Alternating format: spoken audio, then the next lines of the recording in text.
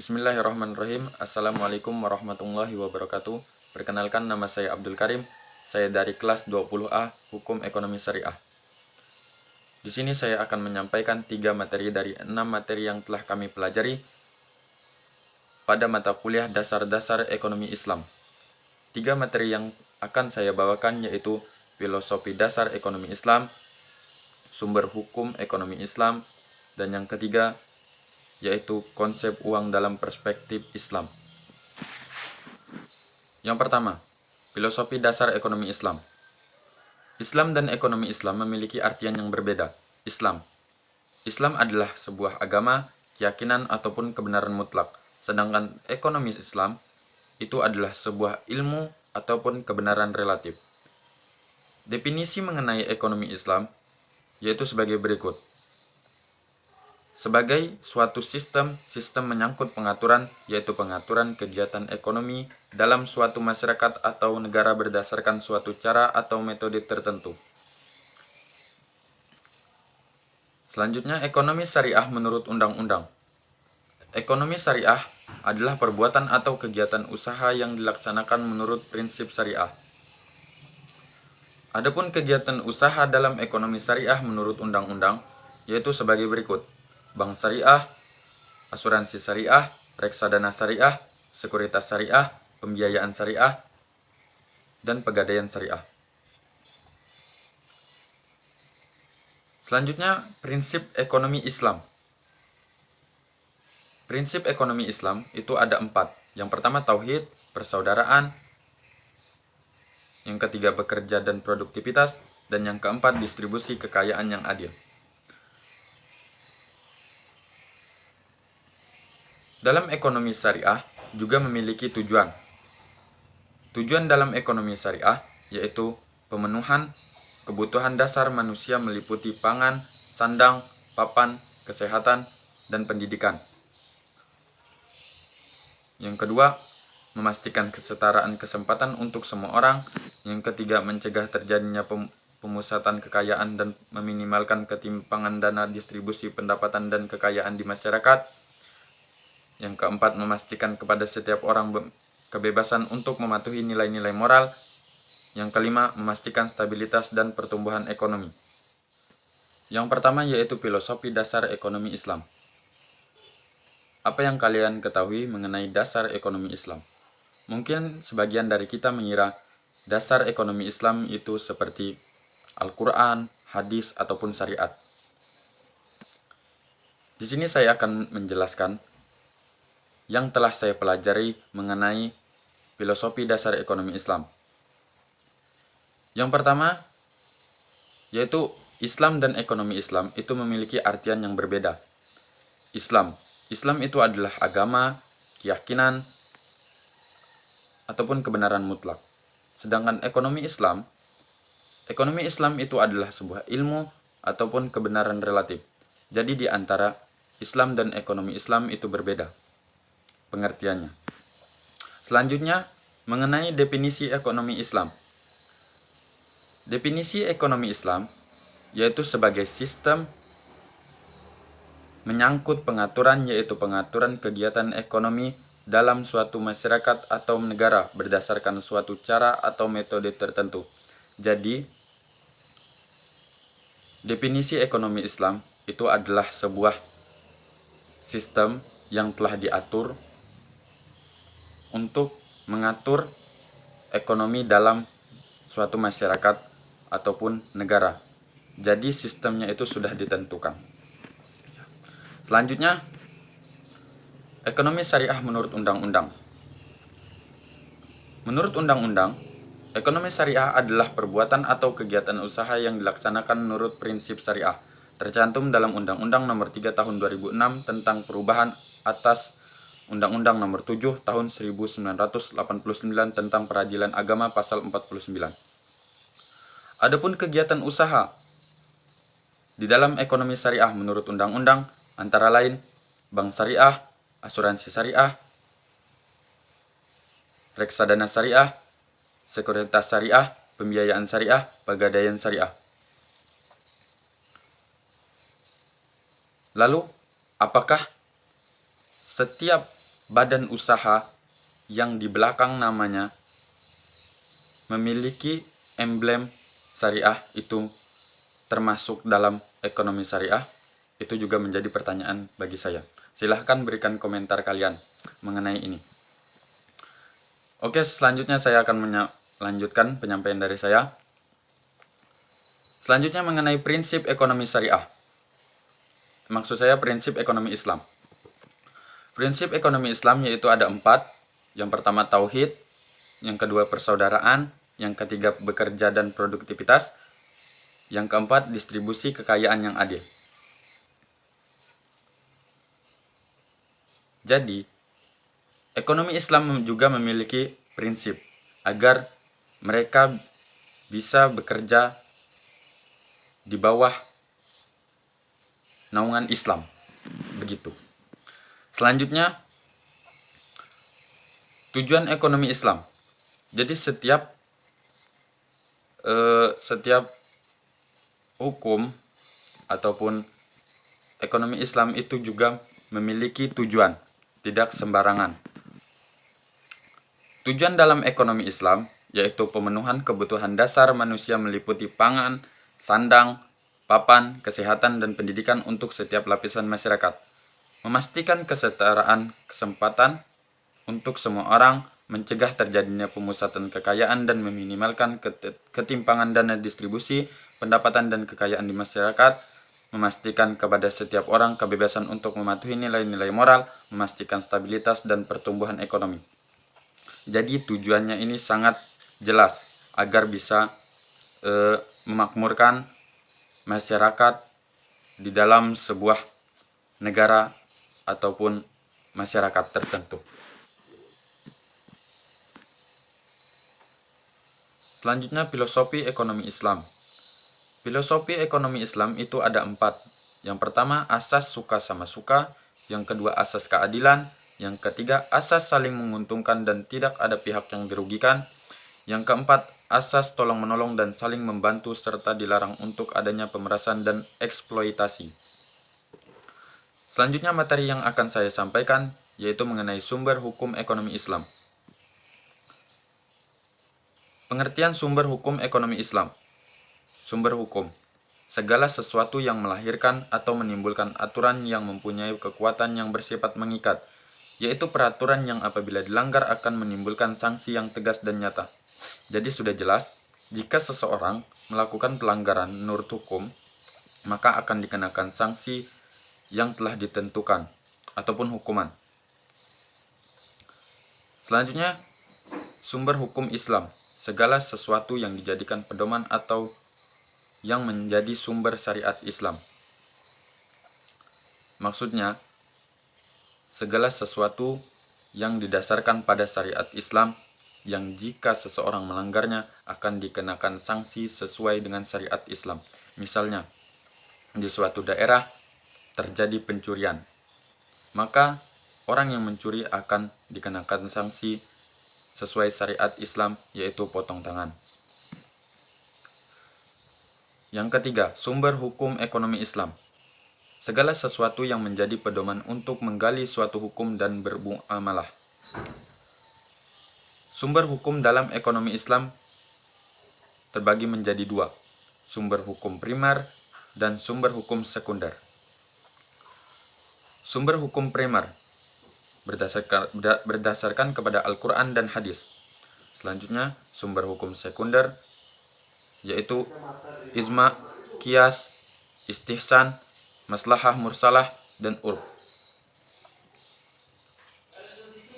Al-Quran. Kita pasti mengetahui apa itu Al-Quran. Al-Quran itu kalamullah yang diturunkan olehnya melalui perantara malaikat Jibril kepada Rasulullah SAW. Kandungan Al-Quran yaitu akidah, akhlak, syariah, kisah, ilmu pengetahuan, dan lain-lain. Jadi, syariah itu terkandung dalam Al-Quran dan terbagi menjadi 6 bagian, yaitu ibadat, munakahat, jinayah, siyasah, muamalah, dan mawaris. Adapun cakupan Islam, Islam, akidah atau iman. Sifatnya kekal dan konstan, tidak berubah karena pergantian waktu atau tempat, karena itu tidak ada modifikasi penyesuaian dalam akidah. Selanjutnya syariah atau Islam, peraturan dan hukum yang berisi perintah dan larangan yang dibebankan oleh Allah Subhanahu wa taala kepada manusia. Dan yang ketiga, akhlak atau ihsan. Ihsan, engkau beribadat kepada Tuhanmu seolah-olah engkau melihatnya sendiri. Walaupun engkau tidak melihatnya, maka ia melihatmu. Jadi kita itu akan dipantau oleh Allah Subhanahu wa taala. Apapun perbuatan kita, dimanapun kita berada, bahkan di dalam gua sekalipun. Selanjutnya hadis. Hadis yaitu perkataan atau perbuatan dan ketetapan Rasulullah SAW. Perkataan, contohnya, la darra wala lida. Maksud saya, la darra wala dirarra. Artinya, tidak boleh membahayakan diri sendiri dan orang lain. Jadi kita tidak boleh membahayakan orang lain, misalnya mencelakakan orang lain, seperti menaruh paku di jalan, ataupun membahayakan diri kita sendiri, seperti melompat dari gedung misalnya. Itu sangat tidak disarankan ataupun tidak boleh. Selanjutnya perbuatan. Contoh, sholat 5 waktu. Itu adalah contoh perbuatan dari Rasulullah SAW. Selanjutnya ketetapan. Perbuatan sahabat yang tidak ditegur oleh Rasulullah SAW atau Rasul hanya diam. Jadi Rasul tidak mengatakan apa-apa, beliau hanya berdiam. Namun memiliki artian tersendiri di dalam diamnya tersebut. Ijma. Ijma adalah kesepakatan semua mujtahid di kalangan umat Islam pada suatu masa setelah kewafatan Rasulullah SAW atas suatu hukum syara. Jadi, ijma itu sering kita mendengar kata ijma. Ijma adalah perkumpulan para mujtahid untuk memecahkan suatu masalah. Contohnya, perbankan syariah, asuransi syariah, kontrak dalam perbuatan syariah.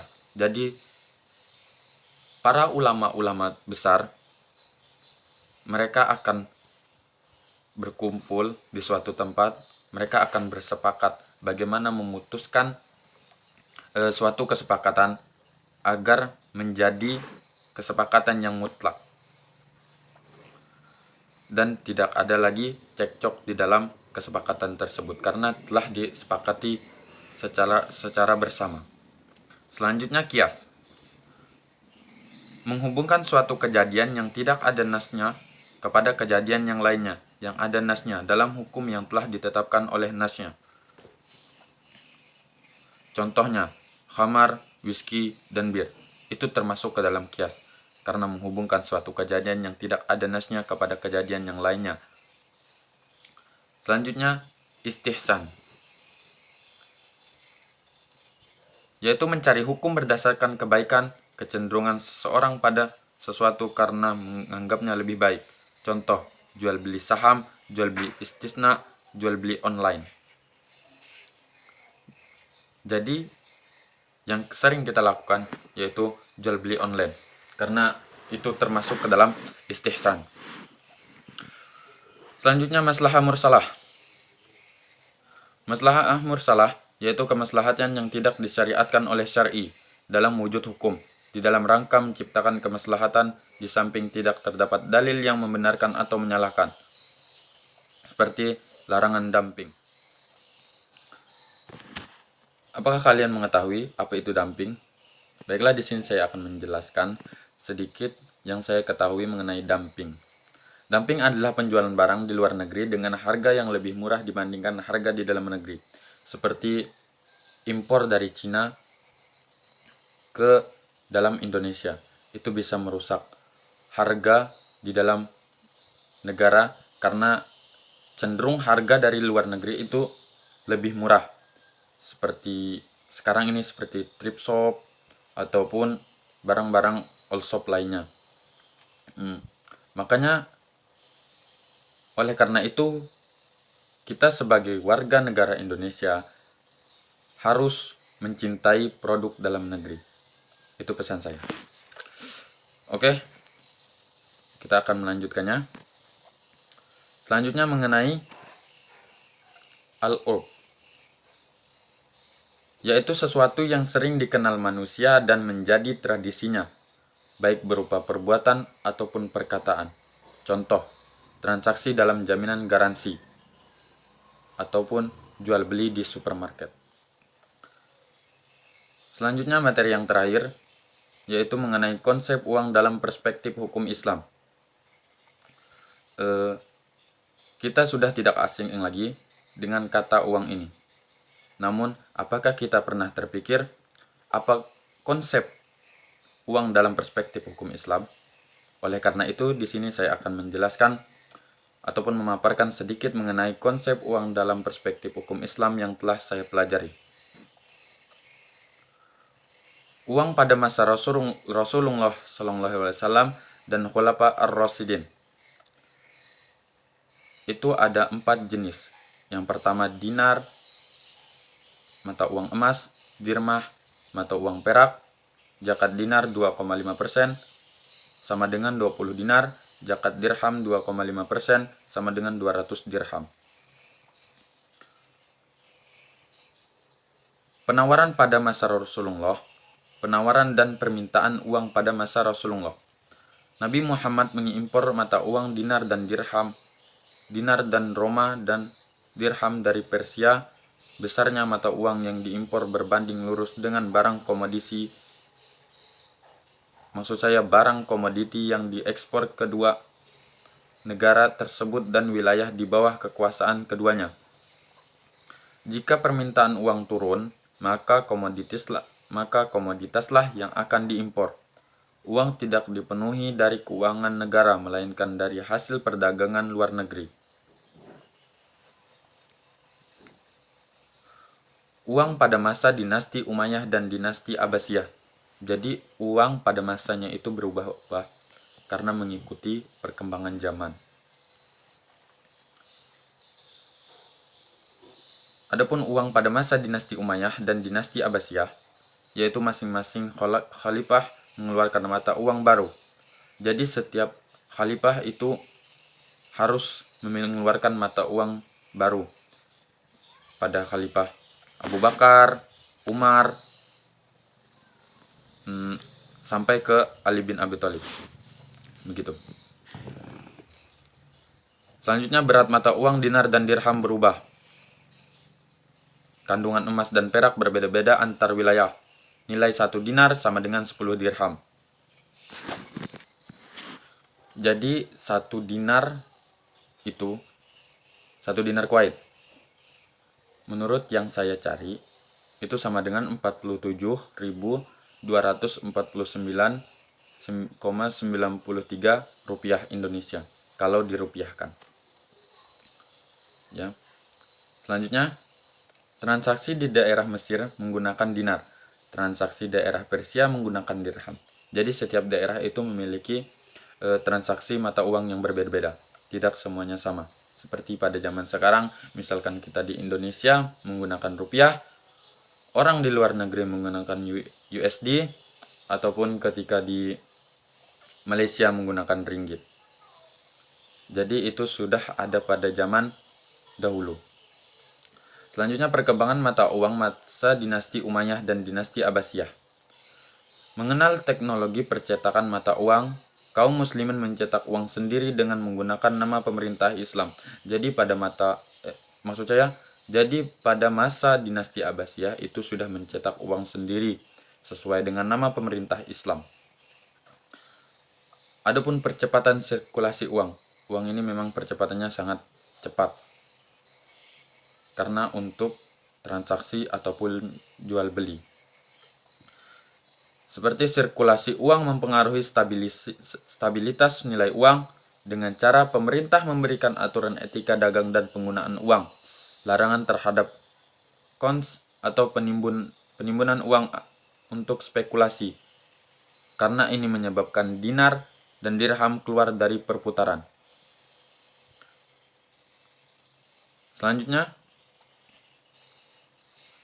fungsi uang menurut Al-Makriri. Mungkin kita mengetahuinya fungsi uang itu untuk jajan misalkan, ataupun untuk jual beli, untuk menukar barang ataupun hal-hal yang kita inginkan. Namun itu hanya perspektif kita. Fungsi uang menurut Al-Makriri itu adalah mata uang yang dapat diterima sebagai standar nilai terdiri dari emas dan perak. Mata uang yang menggunakan bahan selain kedua logam ini tidak layak disebut sebagai mata uang. Itu pada masa zaman dahulu. Pulus atau tembaga 48 pulus sama dengan 1 dirham.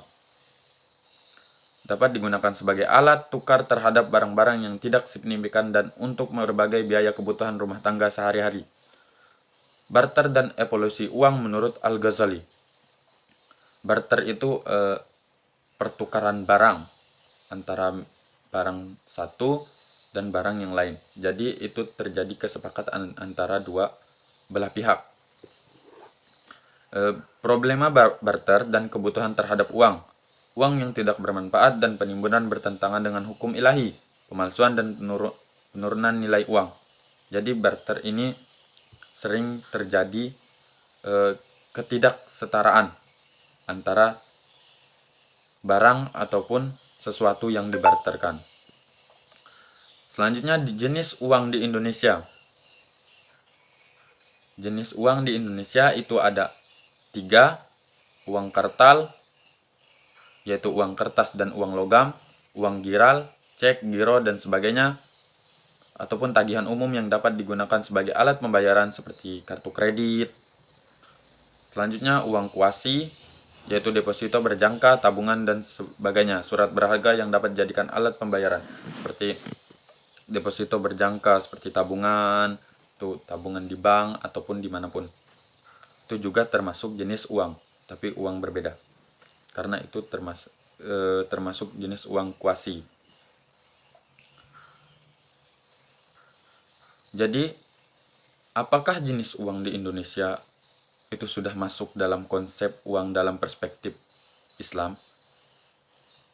Silahkan berikan tanggapan kalian jika kalian mengetahuinya, dan silahkan untuk mencarinya.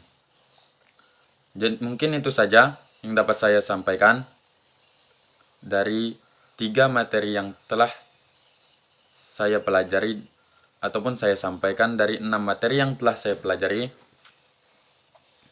Sekian dari saya, kurang dan lebihnya saya mohon maaf. Silahkan belajar lebih giat dan perhatikan penjelasan dari guru-guru ataupun dosen. Sekian dari saya. Assalamualaikum warahmatullahi wabarakatuh.